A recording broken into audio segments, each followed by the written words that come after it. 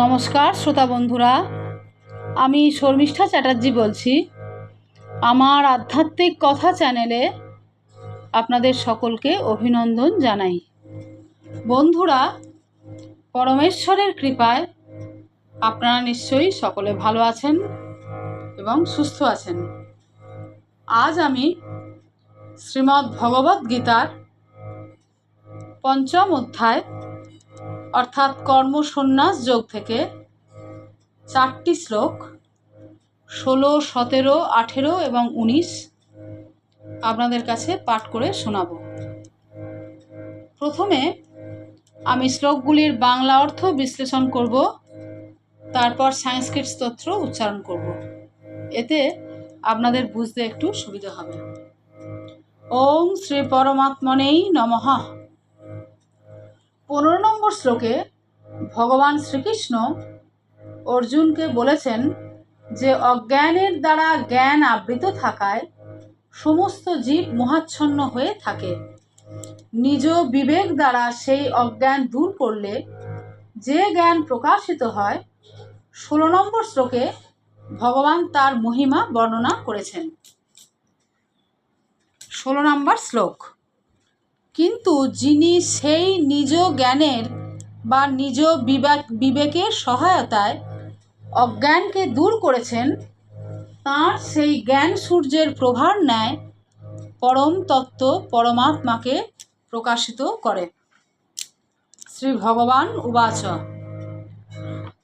জ্ঞানেন তু তদ্জ্ঞানং যেষাং নাশিতো আত্মনা তেষাং আদিত্যবজ জ্ঞানং প্রকাশয়তি তৎপরম। 17 নম্বর শ্লোক। যে স্থিতিতে সর্বত্র পরিপূর্ণ পরমাত্ম তত্ত্বের অনুভব হয়, সেই স্থিতি প্রাপ্তির জন্য যে সাধন, সেইটি 17 নম্বর শ্লোকে ভগবান পার্থকে বর্ণনা করেছেন। শ্রী ভগবান উবাচ যাদের বুদ্ধি তাঁর প্রতি নিবিষ্ট, যাদের আত্মভাব সেই পরমাত্ম তত্ত্বেই রয়েছে, যাদের মন তাঁর প্রতি তন্ময়, এইরূপ পরমাত্ম পরায়ণ সাধকদের জ্ঞানের দ্বারা পাপরহিত হওয়ায় পুনরাবৃত্তি হয় না, অর্থাৎ তাঁরা পরম গতি প্রাপ্ত হন। সংস্কৃত স্তোত্র। তদ্বুদ্ধয় তদাত্মানঃ তন্নিষ্ঠা তৎপরায়ণা গচ্ছন্তো পুনরাবৃত্তিং জ্ঞান নির্ধূত কলমষা। জ্ঞান নির্ধূত কলমষা কথাটির অর্থ হচ্ছে জ্ঞানের দ্বারা পাপ রহিত হয়ে। কলমষা কথাটির অর্থ পাপ। জ্ঞান নির্ধূত কলমষা অর্থাৎ সাধকদের জ্ঞানের দ্বারা পাপ রহিত হওয়ায় তাদের পুনরাবৃত্তি হয় না, অর্থাৎ তারা পরম গতি প্রাপ্ত হন। 18 নম্বর শ্লোক।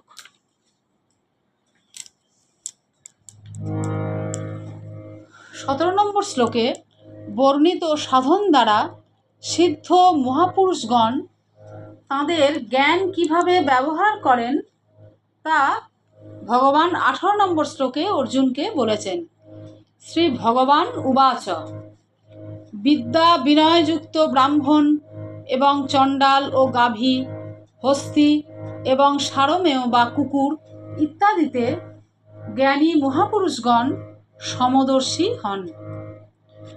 বিদ্যা বিনয় সম্পন্নে ব্রাহ্মণে গোবী হস্তিনি শুনি চৈব সপাকে চ পণ্ডিতা সমদর্শিনা।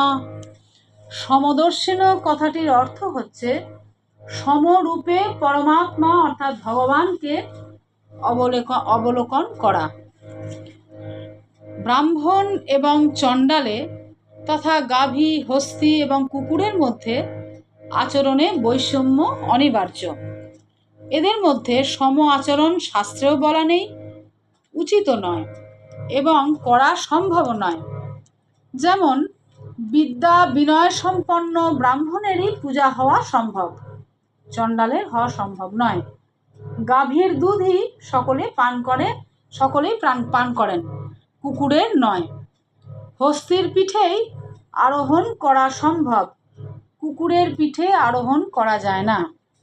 কিন্তু এই 5টি প্রাণীর উদাহরণ দিয়ে ভগবান শ্রীকৃষ্ণ বলেছেন যে এগুলির সঙ্গে মানুষের আচরণের সমতা আনা সম্ভব না হলেও তত্ত্বত সকলের মধ্যে এক পরমাত্ম তত্ত্বই পরিপূর্ণরূপে বিরাজমান।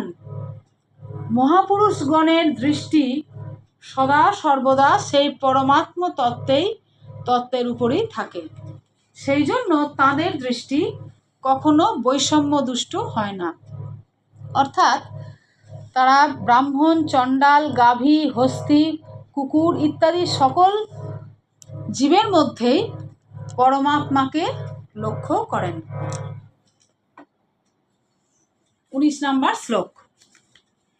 ভগবান 18 নম্বর শ্লোকে বর্ণিত সমদর্শিতা বা সমত্বের যে বিশেষ মহিমা বলেছেন তাই 19 নম্বর শ্লোকে আবার তিনি ব্যাখ্যা করছেন। শ্রী ভগবান উবাচ, যাঁর অন্তঃকরণ সমত্বে স্থিত তিনি জীবিতাবস্থাতেই সমস্ত জগৎকে জয় করেছেন।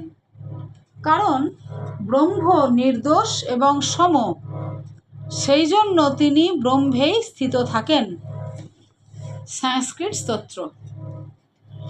ইহৈব তৈর্জিত স্বর্গ যে সাম্যে স্থিতং মন নির্দোষং হি সমং ব্রহ্ম তস্মাৎ ব্রহ্মণীতে স্থিতা।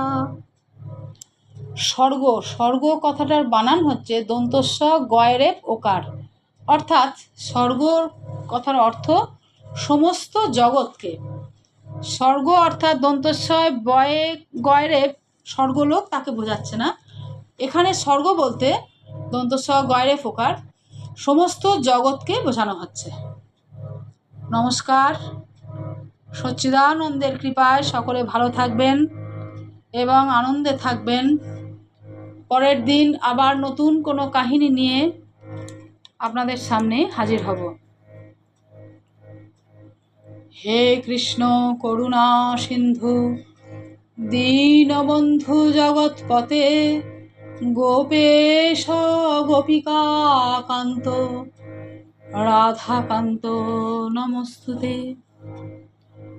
ওং নমো ব্রহ্মণ্য দেবায় গোব্রাহ্মণ হিতায় চ জগদ্ধিতায় কৃষ্ণায় গোবিন্দায় নমো নমঃ। নমস্কার।